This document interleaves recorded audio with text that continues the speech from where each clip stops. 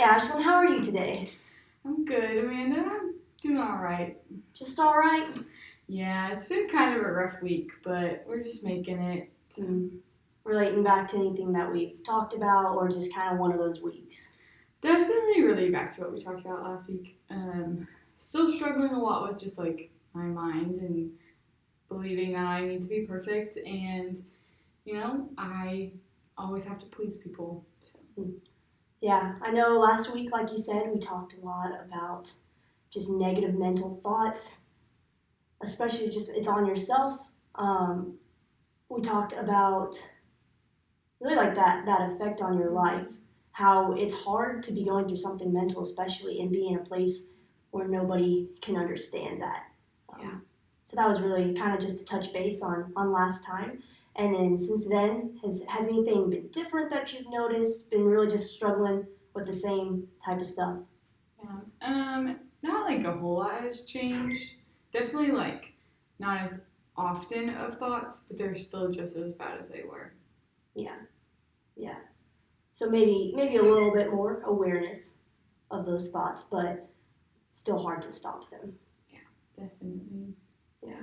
They're very still as loud, but yeah, like I said, like they're not as often. So like last week we kind of talked about like they're just constantly, and now it's more just like when I do something wrong, I feel like I messed up, and so then I need to fix it, and then it comes up like you're a horrible person, and then all of this start again.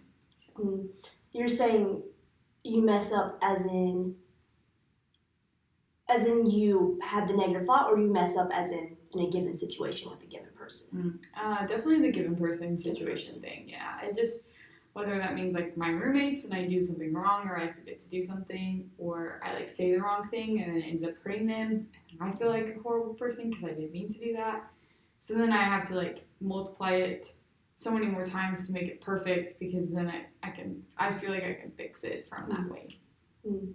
Tell me more about situations that have come up in this last week where you noticed those negative thoughts coming in. Yeah, so one of them was with my roommates, and like I forgot to do the dishes, and then like one of them was like, "Really? Like you should have like done that." And I was like, "Shoot, like okay." And so then I just like full on like cleaned the whole kitchen, and then like in my mind I was like, "Yep, this are all the things that you did wrong, and you need to fix it this way, and you need to be better, and you need to show them that you care more. So you need to go do something for them, and you need to, like it was just a lot of those."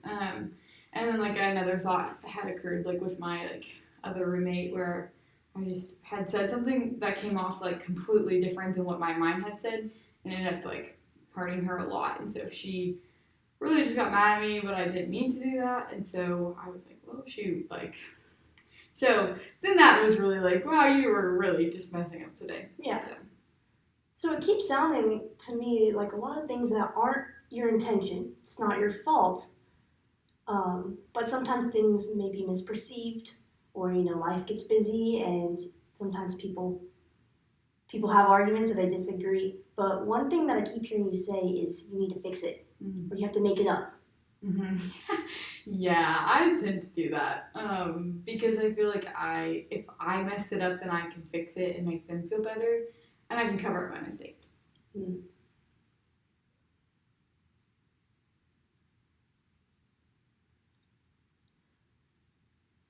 So tell me more specifically. So just staying on this topic of fixing. Elaborate on fixing. Yeah. So like I said, it just kind of goes of if I mess up, then in my mind I have to do it so much more times because then I can, fix it, make it up to them, make them think that I am not a bad person and I can handle things like that, or I hurt them so badly, so then if I just do it 10 times better, then they'll forget about that situation, and then they won't be upset at me, and I won't have failed them. So. Yeah. So you care about fixing those relationships and making sure that you right the wrongs. Mm-hmm. Tell me about with yourself. Yeah, that's really hard because I am not I'm very hard on myself. Like, in anybody could do wrong to me and I would be totally okay with it. But when it comes to myself and like hurting others, and then like I am so hard on myself where I expect nothing but perfection. So I can't fail. And if I fail, then I feel like I'm doing everything wrong. So then that's when thoughts start. Or like with friendships, if I fail them, then I feel like everything's, yeah. It's just a continuous cycle. Like we talked about last week too. Like it's just when something happens, I do it wrong, I fail, I need to do better, and holding myself up to a higher standard. Yeah, so we've talked a lot just again about mentality, about those negative thoughts. Something big that I've been hearing you talk about, especially today, is just failure. So yeah, can you just tell me more about that?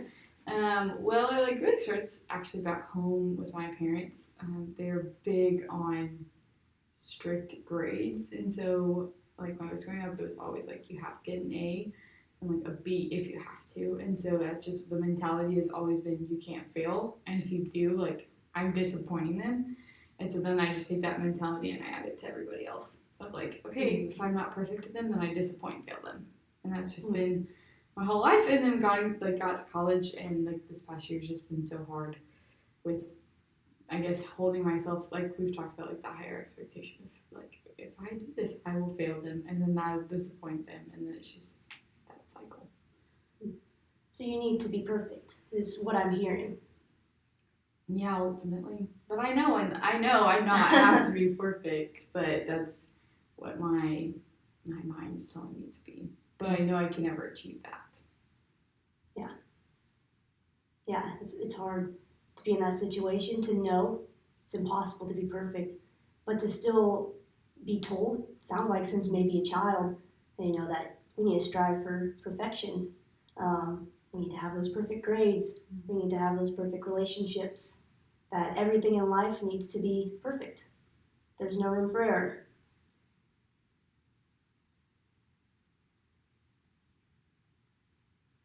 Yeah, I even gave up like in sports too. Like I played basketball and softball as a kid, and even then, if I did not do well on my, like if I lost a game or if I did something wrong in one of those games, my dad would very much like, all right, let's sit down and lecture about why you did this wrong and like what happened. Mm-hmm. I like one of those conversations from me. Well, I'll go down the softball route. So I was a catcher, and so that's a pretty big, job. You protect the home plate. And one time there was a ball coming towards me, and I grabbed it, and I went to throw for third, and ended up like missing the person, and then like didn't like lose the game, but very much was like, oh, I could have done better about that. Like my throw was kind of off. Could have done better. Yep. So positive.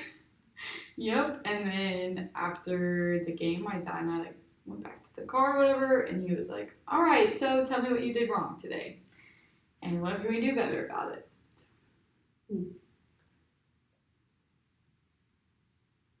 So that sounds like that may be something, maybe I'm overreading, but a fairly common aspect of your childhood, especially your dad specifically, or parents, is again like that pushing for perfection. I'm trying to think of how to word this question. How can you explain how those are different? How what your dad tells you is different from what you tell yourself in your mind? I think he does it out of a loving way, and I know he like wants the best for me, and like he would never do it intentionally to hurt me. But I think it's just like subconsciously over the years have gotten like that, and so then it's just in my mind it's like more harmful in the way of it's definitely a lot harder than the like loving aspect. But it's not almost like yelling, but it's definitely like that voice we talked about, like you need to do better, like looking down on myself. Yeah. Yeah, so it's a very strong voice. Yeah. Very firm. Okay.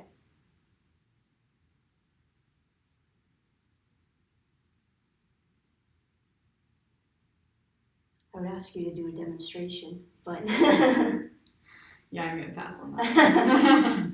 I do want to switch things a little bit if that's okay with you. I want to look at and just have you think. Can you tell me about some times where you haven't struggled? Like when like I don't have that feeling of being Yeah, okay. like a time where you're confident, where Mm. you don't find yourself with those negative thoughts, Yeah. where maybe it's just you forget they exist, Mm-hmm. even if it's just something small. Let's see. I have to think about it for a second because it's been a while. I was really confident in high school. High school. Yeah, I very much was a go-getter and was like, you know what, like I don't care what people think about me, and it doesn't matter.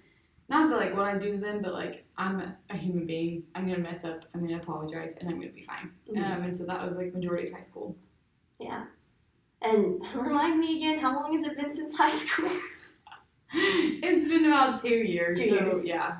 Sorry, Yeah. age just. Oh, it's age is but a number. But yeah.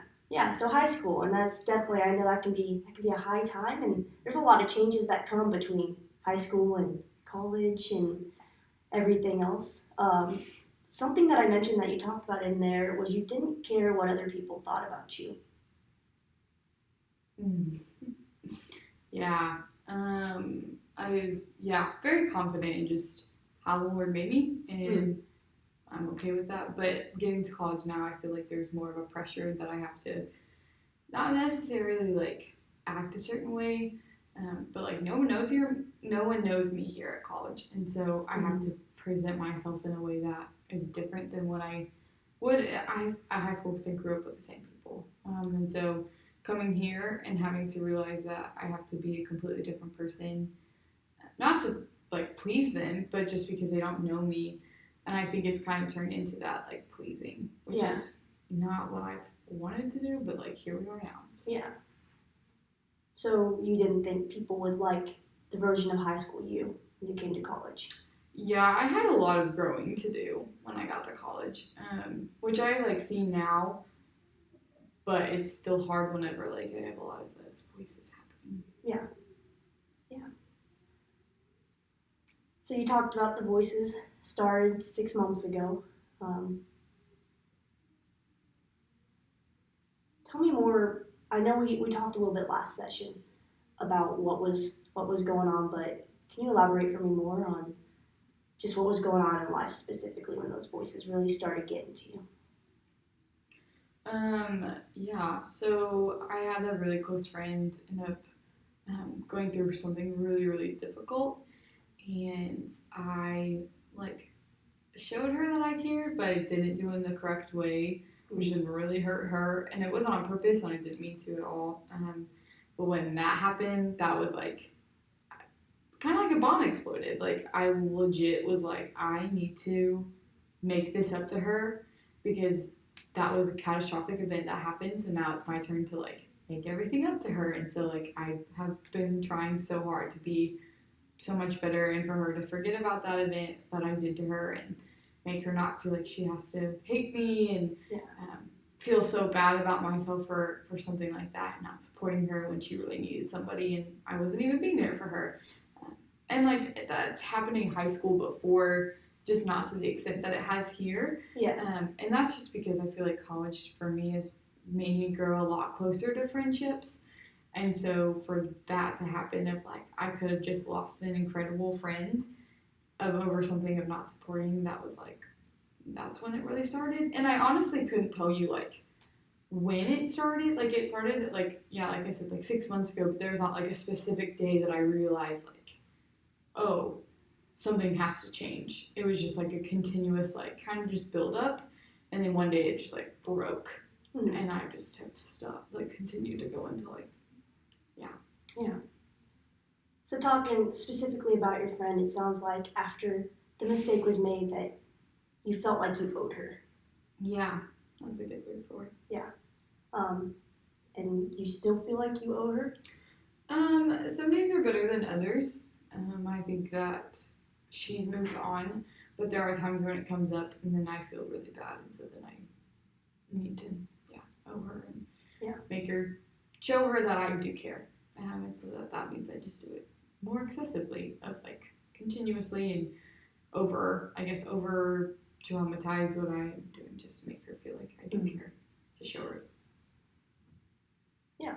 So this is just a straight question, really. But do you ever feel like you get to a point where you don't owe somebody anymore? Never thought that. I think in high school I did when I was like more confident, but like since getting to college, like it's never been a thing that like has crossed my mind. Like I don't know, I feel like there's always somebody I need to like do better for and make up to, so I owe them something. Mm-hmm. Even if it was like a classmate, like that I didn't even know, like, but I still like either hurt them or said something, a rude comment to them or whatever. I'm definitely like, oh, I need to be a lot better, so I need to go and like be so nice to this person and tell them how much they are great today. Just Yeah.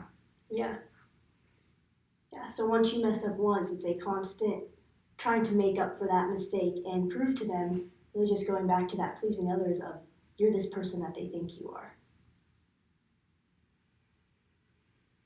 Yeah. Not my favorite thing, but yeah, definitely hard to stop also. Yeah. Sounds hard to live up to everybody's expectations. Yeah. It's also, I assume people's emotions most of the time too. So there could be someone who like I said something to and they didn't even like catch it, and I would catch it and I was like, oh, I should not have done that. Mm-hmm. And then I would have like, I just assume that they're mad at me, or I assume that they're hurt by me, so then I need to go and make it up to them.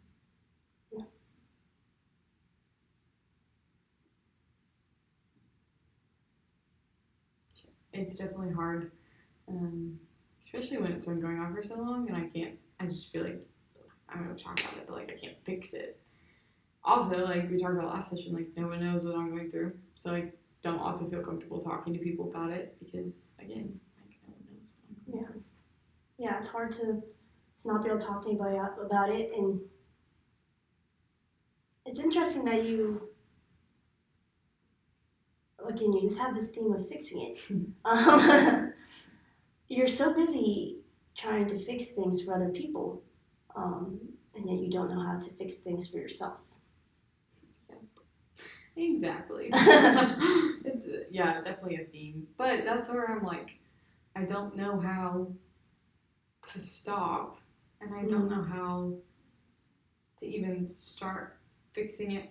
Also because, like, let me finish my sentence. I don't know how to fix it for myself.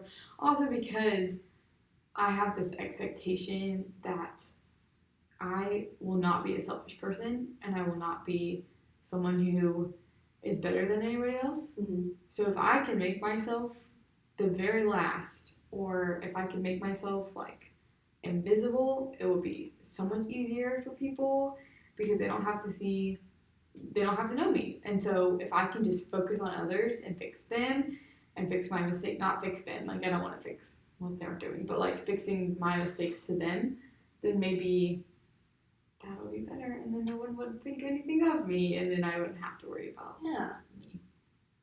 Almost got a self-contradiction from earlier. You talked about wanting to fit in, wanting to have those friends, keep those friends, and appear perfect. And now you're saying you don't even want people to know you. Yeah, I think it's a hard thing because I want people, like I have those close friendships, and I love them, and I don't want to lose them. But also there is, I have that internal war of like I can have those great friendships, but I also can be in the background and like they could not hear from me for a couple of days, and I would be fine with it because it doesn't matter about me. But then on the other hand, I'm like, I don't want to lose people, so I'm going to do everything I can to make sure that they know that I care for them and love them. And so yeah, it's also lots of wars happening internally.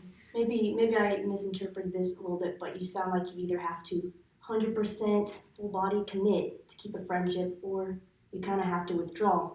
Yeah, no, definitely. I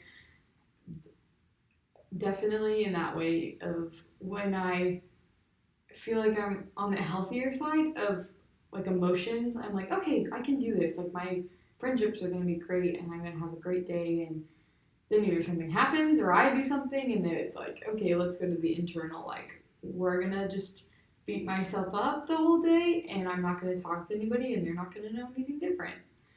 And that's the two that happens, and like could happen in the same day, like I said, or it could happen like one day is great, and then the next day, and I don't plan to. Like it's very like not in my mind. Like today is gonna be the day I'm gonna fix it, but it just doesn't happen that way. So yeah, definitely. Well, Ashlyn, we are at our time for today. I really appreciate you again opening up. I know how hard it is to talk about something, especially something that it's hard for people to understand. Again, our theme of today is fixing it. Trying to fix things for others, but also how do we fix it for you? Yeah. And so, what I'd really like you to do is just really think through this week as you notice those thoughts. Just pay attention to those, and if you could, for me, this is your homework. Start really trying to see what causes those thoughts, and try to see if there's anything that shuts those down. And then you're going to report back to me. sounds good. Think you're up for the task? I think I could do that. All right. Well, thank you, Ashlyn. Have a good day, Yeah, and I'll see you next time. Sounds good. Stop the computer.